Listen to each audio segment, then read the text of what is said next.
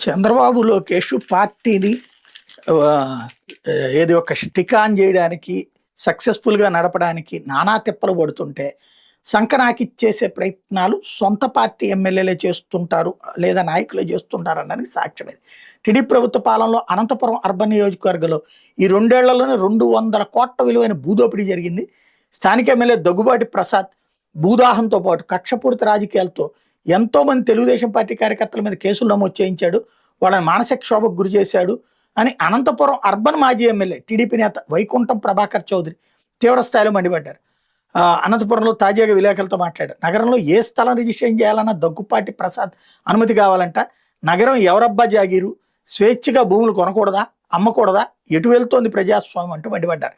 నగరంలోని police ఇన్స్పెక్టర్లు MLA చెప్పింది వేదం అంటూ అమాయకుల మీద అక్రమ కేసులు బనాయిస్తున్నారని, చివరికి దాడులు చేస్తున్న జిల్లా పోలీసు అధికారులకు ఏమాత్రం పట్టడం లేదని దుయ్యబట్టారు.